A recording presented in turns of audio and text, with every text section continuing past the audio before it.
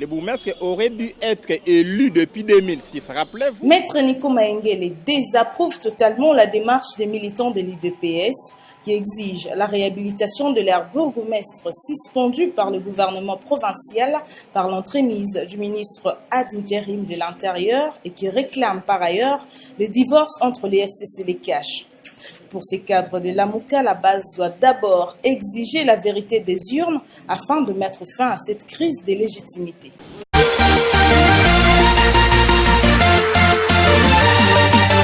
N'engage pas le gouvernement provincial. Le gouvernement provincial est engagé par le gouverneur. Mais en ce qui concerne la nomination et la révocation du bourgmestre, normalement, le bourgmestre aurait dû être élu depuis 2006. Rappelez-vous. Mais quand il n'a pas eu les élections des bourgmestres en 2006, il y avait une loi qui avait conféré des attributions intermédiaires. En attendant que les bourgmestres soient élus, les gouverneurs de province avaient le pouvoir de faire la mise en place. Mais aujourd'hui, la suspension des bourgmestres par un ministre ad intérim, ça viole la loi portant libre administration des provinces, même aussi la Constitution. Parce qu'un ministre de l'Intérieur ad intérim a des pouvoirs limités, a des compétences limitées en droit administratif. Il ne peut pas poser les actes de nomination, de révocation, encore moins de suspension. Vous comprendrez qu'aujourd'hui, le gouvernement provincial de Kinshasa, dirigé par Gentini Ngobila, navigue à vue. Et il s'est illustré en violation massive et flagrante de la Constitution. Raison pour laquelle vous avez vu les échauffourées sur terrain ayant occasionné cette suspension irrégulière et illégale. Vous avez vu ce qui s'est passé au niveau de l'UDPS.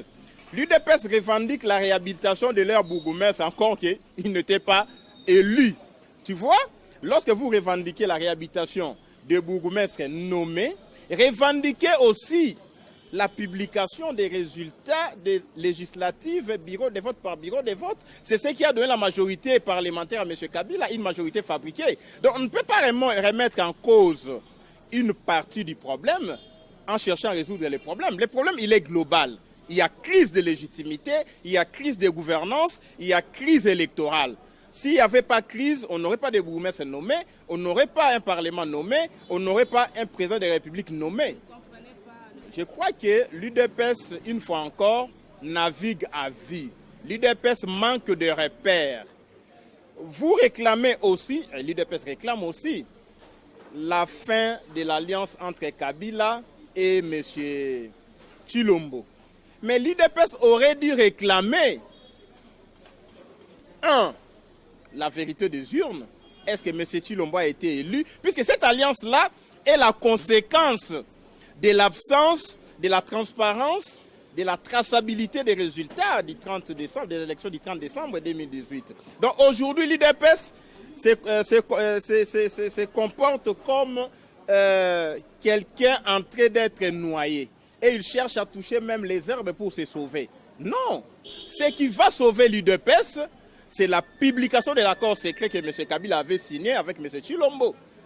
Ce qui va sauver l'UDPS aujourd'hui, c'est la démission de M. Tshilombo de la présidence de la République.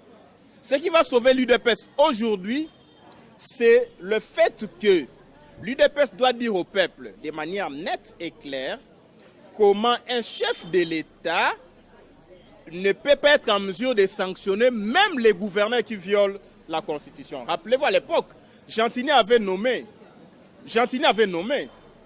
sans respecter la procédure. Mais le président qui se comporte en téléspectateur, en spectateur, il est là, il consomme les violations. Et aujourd'hui, Gentini passe les pas à son ministre ad intérim qui du reste devait être remplacé par voie d'arrêté du gouverneur, puisque le ministre provincial, Doli Makambo, qui a déjà été condamné pour 10 ans, il est condamné à 10 ans. Et jour pour jour, ça fait plus de 4 mois qu'un condamné n'a jamais été remplacé. Et ça prouve à suffisance que M.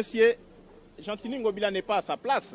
et lui aussi doit démissionner pour laisser la ville à ceux-là qui savent gérer. Merci beaucoup. Merci.